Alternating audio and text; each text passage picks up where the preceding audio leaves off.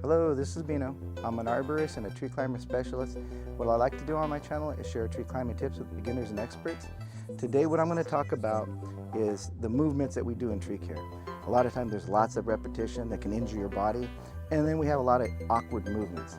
In the time that I've been in tree care, I've learned a lot. The first guys that I worked with, they were about my age, and I was a young guy, maybe 19. They gave me lots of insights on how to save my body. Well, let's get to it. So this pole pruner is one that if you're going to do a fine prune, you're going to thin trees out, it's something that you use. It doesn't really cut large branches, but you can get into really good positions and actually make a tree really look natural.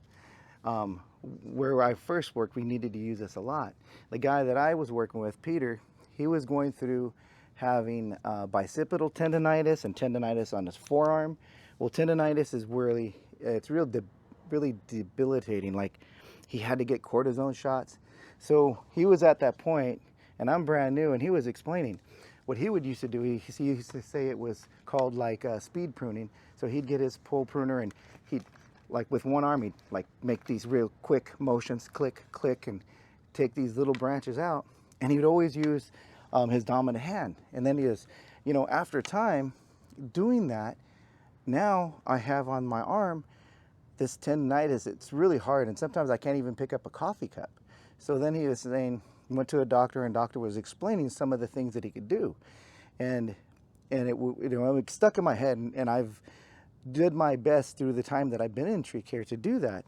So he was just saying, instead of just using your one arm and maybe this small motion, because he was doing this and it was actually really quick, but this tendonitis here really got bad, and then the bicipital one.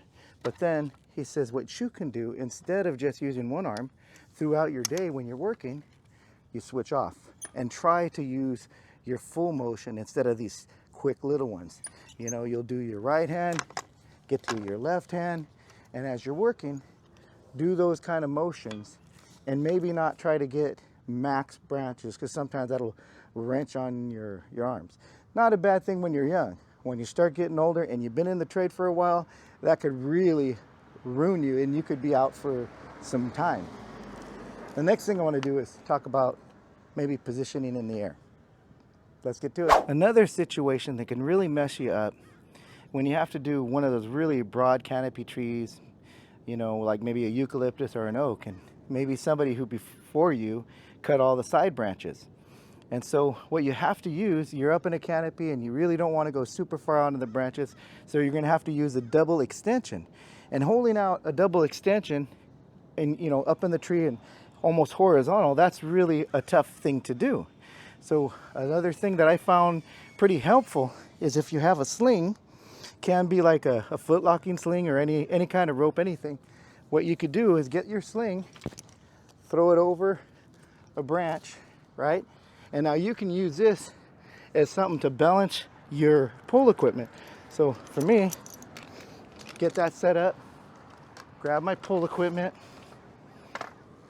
throw it through that sling, and now if I had to make a cut that's really far on the ends, it's going to help me. So I'm actually having no pressure on my shoulders, my back. I'm not like shaky. And the cut that I want to do is way on the end. I'll reach it. I can position it, hook it. And once I have it, I can make my cut. Nice thing. Sometimes you can also use branches, but if you have a sling on you, you could do it almost anywhere. Really nice tip to save your upper body. So then a lot of times what you'll do is you get to your job site, we're going to start trimming in the tree, and then you get to that spot where you're at, and then you grab your saw, and then you'll go, bend around and you'll start working. But bending in that way, you're twisting your whole body. It's better for you to find a better position.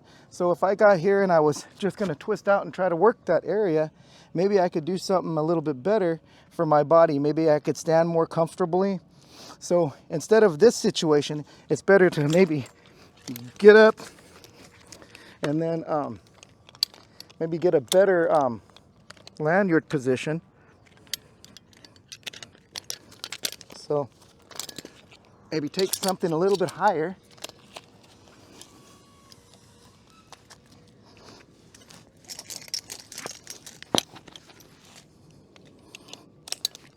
Get a little bit higher of a position, and instead of being on a small branch, now you could maybe work yourself, get a better angle, and now you'd have a better opportunity to work on the section that you needed to, instead of being twisted or in an awkward position. That works with chainsaws too. You could be making a chainsaw cut and maybe you're using a bad angle. It's better to stop a minute, see what you can do to make it a better position for you. Well, there you have it. 3 tips that could possibly help you in the long run in tree care. You know, help you with, you know, repetition on your arms, the length of an extension, pole pruner, you know, with a couple extensions to relieve some of the body, maybe in work positioning. You know, these little tips are huge to know. You know, a lot of people in the trade, they've been doing it for years, come up with a lot of different ways to save your body. Now, I'd say to you guys, it'd be great if you guys can make comments below. If you guys have been in the business a long time, or even if you're new, but you've done something that really helps your body in the long run, please make comments and let's open it up so everybody who's in this trade can get a little bit more knowledge. All right, comment, like, and subscribe. Hit that notification bell if you like what we do, and by all means, share our videos. All right, take care. We'll see you next time.